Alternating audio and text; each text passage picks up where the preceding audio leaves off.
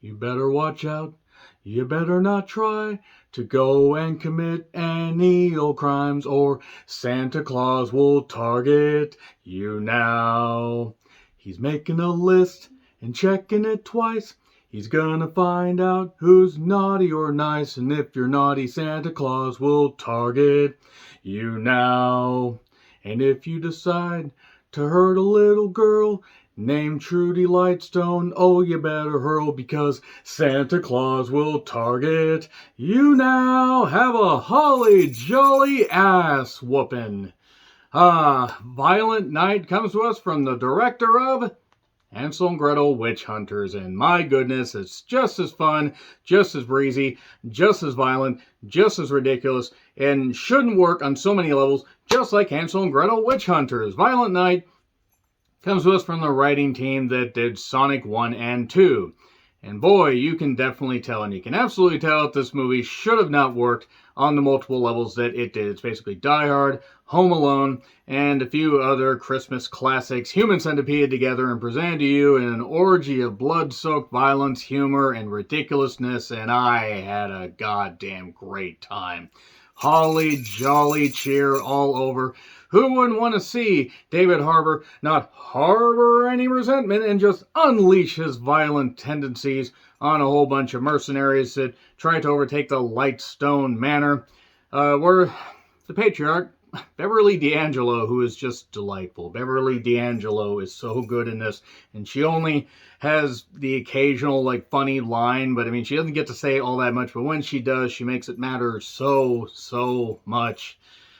So entertaining. If you've seen the trailers for this, it's just so good. It's actually kind of like that Dial Code Santa Claus movie that came out that was from France, except it's funnier, really, and the Santa isn't nearly as evil, or at least not as evil for the wrong reasons, like in that, because that person wasn't actually Santa Claus. If you have no idea what Dial Code Santa Claus is, it's a very obscure Christmas movie, very obscure French Christmas movie that honestly was so goddamn entertaining. Let's get back to Violent Night. Violent night, deadly night. Oh, it's gonna be a bloodbath, and John Leguizamo leads a cheer. I can't even do the rhymes because I fear that I'll fuck them up just like I always do. But yeah, John Leguizamo's in this, and this is good John Leguizamo. Not like the happening John Leguizamo, but yes, David Harbour, who is in Stranger Things. I still have not seen Stranger Things. Please launch at me in the comments. I haven't really found the time, in all honesty, because I have a hard time having the attention span to pay attention to TV shows these days. Nevertheless, he's also in Black Widow. And he's a pretty terrific actor, and he was great in this. Plays a man who has been Santa for many years. Many years, and he feels that many people have lost the spirit of Christmas. Then he finds a way to basically recognize there are still good children in the world, like Trudy, played by Leah Brady, who is actually a pretty good child actor here. It's kind of 50-50 what you can do with child actors, and she actually is pretty good. And the Home Alone aspects are really goddamn on the nose. And this movie is amazing with its violence. It's just great. I'm not saying it's the most wholly original thing I've ever seen, but my God, it's fun. It's just with the right amount of just snark and violence, and also violence. My goodness, when the violence happens, you're just like, ooh, I went, ooh, several times. Ooh, dig it. No. Alex Hassel's in this. He plays Jason. Can't hear the name Jason without hearing Heavy Rain. It's a lot, David Cage. Anyway, so Alexis Louder, or Luder, she's in this. She's actually pretty good. And I gotta say, there's this one actress, Mitra Suri, who plays a character Candy Cane. She is, my goodness, she's beautiful. Good grief. Cam Gigadet, he was in, I believe, one or two of the Hunger Game movies. He was also in Twilight. You recognize him. He kind of just has that GQ look, despite the fact that I think he's at least approaching 40. And Eddie Patterson, Eddie with one D and also a woman, plays the pseudo-comic relief. It's a rich family, the Lightstones, and they're going to have a Christmas, and John Leguizamo, he decides to lead a platoon of mercenaries, or people he hired to play mercenaries. He staked out this whole thing. He has the idea to basically get a large sum of something from this house, because they're rich people, so naturally they would have a bunch of valuables. But he wants something in particular.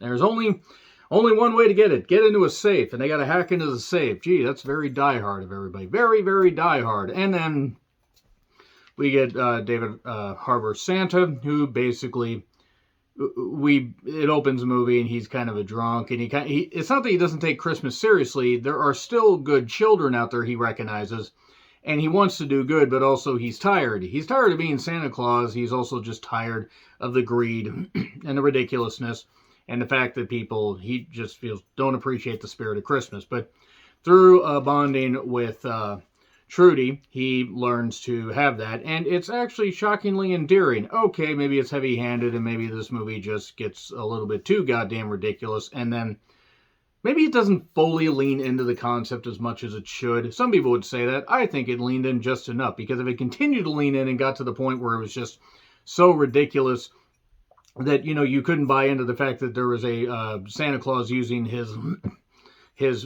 vicious tactics that he's had for many, many years and decades and centuries for centuries. If you don't want to see David Harbour basically just, be a, humanized Santa Claus that also has Christmas magic that he doesn't know how it works. If you don't want to see that, and you don't want to see a blood-soaked orgy of just comedic gore, then I really don't know why you decided to watch a movie called Violent Night. There's no funny line like Garbage Day. I really need to watch Silent Night, Deadly Night, and Silent Night, Deadly Night Part 2. AKA, it was pretty much just it was just footage from the first one with the guy saying Garbage Day. So yeah, you see David Harbour kill people and, take down the bad guys as more people get added to the naughty list, and it's just hilarious. And the coexisting or the chatting with the kid, Leah Brady, again, does a very good job here. It's great. And man, everybody gets their just desserts, as it were. And it's funny. It's funny, it's really good, and I'm just going to get into spoilers here in a bit, but it's really entertaining. This is absolutely the right kind of movie to go watch in theaters. So I'm a bit surprised this didn't get released directly to streaming, but I'm glad to see it in theaters. I was able to see it with one of my best friends, and it was a goddamn blast. I loved it. There were great one-liners, a ton of great wit, and a lot of good stuff. Beverly D'Angelo again was just phenomenal. And even John Leguizamo wasn't that bad, but really the stars, Leah Brady and David Harbour. So there we go. Now I'm going to get into spoilers, but absolutely check it out in theaters. It's hilarious and gory and comedic and just tremendous. It's so goddamn funny. It'll make you laugh, make you cringe. 3, 2, 1, spoilers. Okay, spoilers. So basically it turns out that David Harbour Santa used to be a Viking, a very vicious Viking, that had a hammer. Hammer that, it could take 3 heads off if you lined them up and everything. Lined up 3 people, took the heads off. It's like he had the one ring. And it's ironic because he actually talks about the wedding ring that he has for Mrs. Claus. And we don't ever get to see Mrs. Claus, so it keeps that whole thing going on about, like, how many Christmas movies you don't get to see that. Yes, the references to Home Alone and Die Hard are very heavy-handed, so goddamn heavy-handed. It's like they were taking chunks, just not even potato peeling, like carving the roast beast. And you get the stuff between the family, because the family's doing the whole infighting thing, and they're all rich people, and one tries to do good while doing something really bad. One wants to leave the family business, as it were. Jason! And he decides to take all the money out of the vault that John Leguizamo and his team want. And there's even this group of mercenaries that arrive in on snowmobiles like it's frickin' Die Hard 2. Hilarious. Again, Dennis Franz doesn't get shot at with blanks. More in the pity. Is Dennis Franz still alive? I don't think he is. Is he? Please let me know in the comments, because I can't remember. But it reminded me of that. There's a lot of great stuff. Okay, It is a little long. I think at almost 2 hours, it's a little too packed. You could have cut a little bit off of this, but it ends up being breezy and fun. It ends up kind of being like Ready or Not, a very surprising, entertaining mess of just gore and comedy. And you get to see a candy cane used as a weapon, and he finds a sledgehammer. Why don't you call my name? Ho ho, bitch. It's just great. It's so good. It's so good. And basically, after Santa survives a bunch of violence, he ends up getting shot by one of the remaining guys. Beverly D'Angelo shoots him. And it turns out that he has to be resurrected through the power of believing. If you just believe in magic and you believe in him enough, then he'll come back. And he does come back. And we get that. And so we get Santa being resurrected through the power of love and Christmas magic and everything. There was one funny scene earlier where he had his bag. After his reindeer got spooked by bullets, the reindeer actually went back and got the spare sack and got the hammer from Miss Sieve that he somehow keeps at his shop that he didn't think to take with him just in case this stuff happens. I mean, it is 2022, Santa. You probably should have thought about that stuff, but nevertheless, it just ends up being entertaining. I mean, there's not a whole lot to spoil because it's just blood-soaked, die-hard, Home Alone orgy of madness from the director of this. I want to say once again, I think this movie's vastly underappreciated. I'm not saying it's great. This movie is definitely not high class. Gemma Arterton, however the hell you say that name, I would and you would too. And Beverly D'Angelo was phenomenal in this. This was just hilarious and great, and I was laughing my ass off and enjoying it. I'm giving it an A+. A+ for entertainment. Ho, ho, ho! Anyway, agree, disagree, what I said, like, share, subscribe, Twitter handle in the description. I'm John Ritlin. I'll see you soon.